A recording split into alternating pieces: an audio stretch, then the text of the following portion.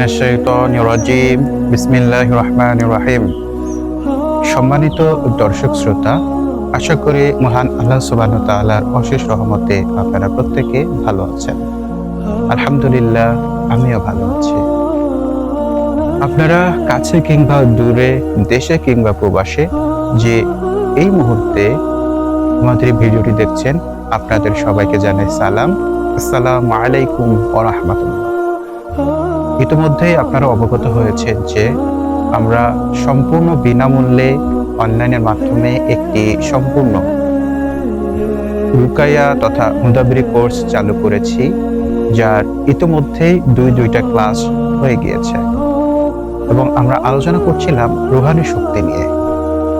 যারা এই ভিডিওটি দেখছেন তাদেরকে অনুরোধ করব প্রথমে আমাদের ওই দুই ভিডিওটি দেখে তারপরে এই ভিডিওটি দেখতে, যদি আপনারা রুকাইয়া এবং মুদাব্বিরি সম্পর্কে জানতে চান, শিখতে চান, জিন জাদু বদনজরের চিকিৎসা করতে চান, মানুষের কল্যাণে কাজে লাগাতে চান এই মেধাটাকে, তাহলে অবশ্যই আপনারা আমাদের ওই দুইটা ভিডিও দেখে আসবেন। তো চলুন কথা না বাড়িয়ে আমরা আমাদের আজকের ক্লাস শুরু করি।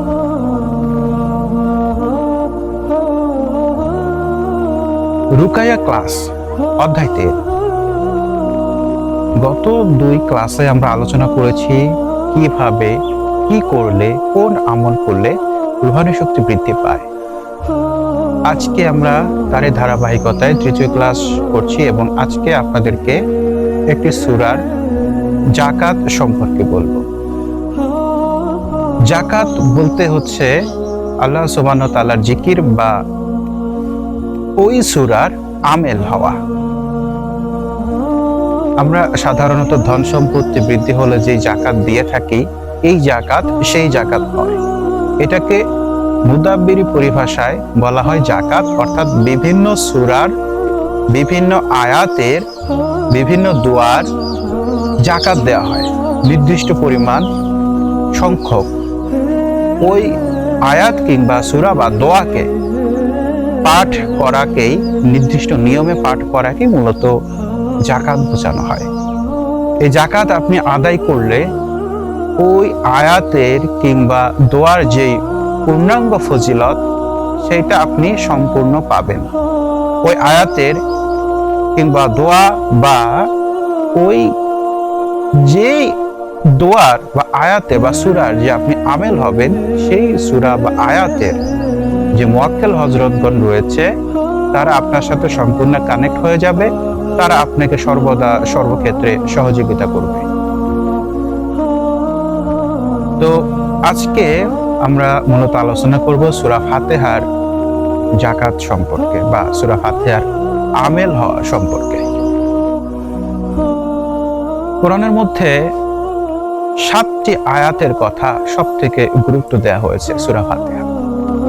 এই সূরা ফাতিহার এত বেশি ফজিলত, যারা জানেন না তারা জেনে নেবেন। এই সূরাটা একদিক থেকে সূরাতুল শিফা, অন্য থেকে সূরাকে মা বলে সম্বোধন করা হয়েছে। যেমন এই সূরা প্রতি নামাজে আমাদেরকে বাধ্যতামূলক পড়তেই হয়। অন্যদিকে এই সূরার বহু ফজিলত রয়েছে। যারা জানতে চান এই সূরা ফাতিহার ফজিলত সম্পর্কে জানবেন, এই সূরা দ্বারা অনেক কাজ করা সম্ভব, আধ্যাত্মিক জগতেও অনেক প্রয়োজনে আসে।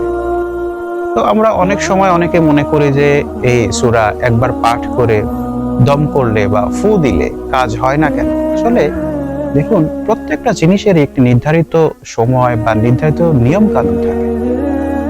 নির্ধারিত নিয়মের মধ্যে এই সূরার যাকাতটা অন্তর্ভুক্ত।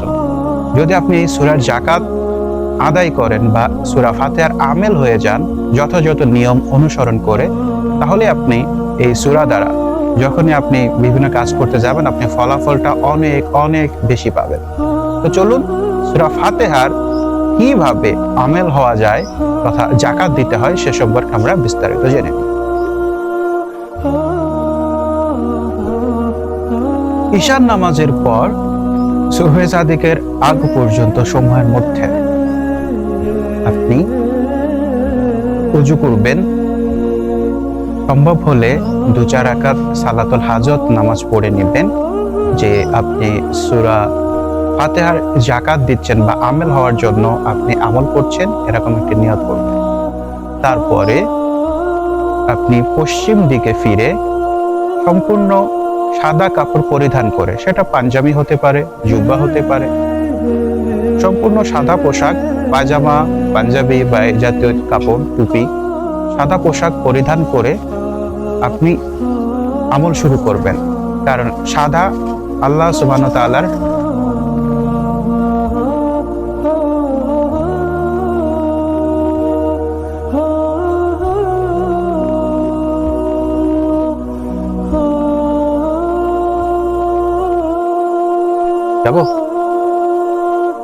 সাদা আল্লাহ সুবহানাহু ওয়া তাআলার নিজের পছন্দ, যার কারণেই আমরা সাদা রংটাকে বেশি প্রাধান্য দিই। যাই হোক, আপনি সাদা রং পরিধান করলেন এবং ওযু করলেন, 2-4 রাকাত নামাজ পড়ে নিলেন। তারপর আপনি পশ্চিম দিকে পড়ে নিরিবিলি জায়গা আপনি চুজ করবেন এবং প্রতিদিন যেই টাইমে বা যেই সময় আপনি আমল করেন সেই সময় প্রতিদিন আমল করার চেষ্টা করবেন।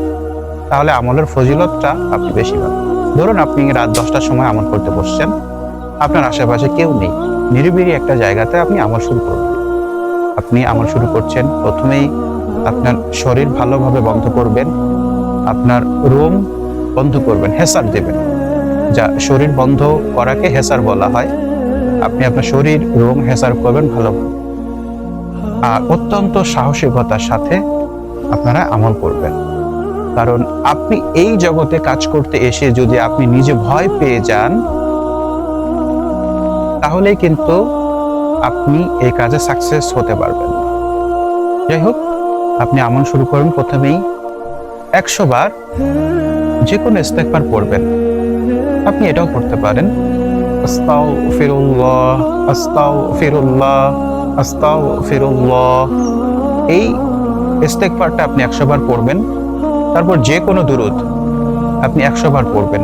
দুরুদ ইব্রাহিমও পড়তে পারেন, অথবা সব থেকে ছোট যে দুরুদ, সাল্লাল্লাহু আলাইহি ওয়াসাল্লাম সাল্লাল্লাহু আলাইহি ওয়াসাল্লাম সাল্লাল্লাহু আলাইহি ওয়াসাল্লাম, এটাও পাঠ করতে পারেন। তারপর সূরাতুল ফাতিহা 41 বার পাঠ করবেন। 41 দিন এই নিয়মে আপনি একই সময় পাঠ করবেন, যত উপরে বলা নিয়ম অনুযায়ী। আপনি 41 দিন এই আমল করবেন, প্রতিদিন 41 বার পাঠ করবেন। যখন আপনার 41 বার পাঠ করা হয়ে গেল, পুনরায় আবার 100 বার আপনি যে কোনো দুরুদ আবার পাঠ করবেন। তারপর দুহাত তুলে কিংবা সিজদায় গিয়ে আল্লাহ তাআলার কাছে চোখের পানি ছেড়ে দিবেন। আল্লাহ তাআলাকে বলবেন, হে আল্লাহ, আমি এই সূরার আমেল হতে চাই, আমাকে দয়া করুন, আমাকে কবুল করুন, আমাকে এই সূরার আমেল বানায় দেন। আল্লাহ তাআলার কাছে আপনি আবেদন জানাবেন। যখন আপনার 41 দিন পূর্ণ হবে, তখন আপনি ইনশাআল্লাহ এই সূরা ফাতিহার আমেল হয়ে যাবেন। তারপর আপনি এই সূরা দ্বারা যে কোনো কাজ খুব অনায়াসে করতে পারবেন। কি কি কাজ করতে পারবেন সেটা আমরা পর্যায়ক্রমে আলোচনা করার চেষ্টা করব। আজকের ভিডিওটি এই পর্যন্তই। যাওয়ার আগে একটা বিষয় বলি, আপনারা কেউ যদি জিন, জাদু, বদনজর সহ আরো বিভিন্ন সমস্যায় ভুগে থাকেন, তাহলে আমাদের সাথে যোগাযোগ করেন, আমাদের সাথে যোগাযোগ করতে পারেন চিকিৎসার জন্য। এই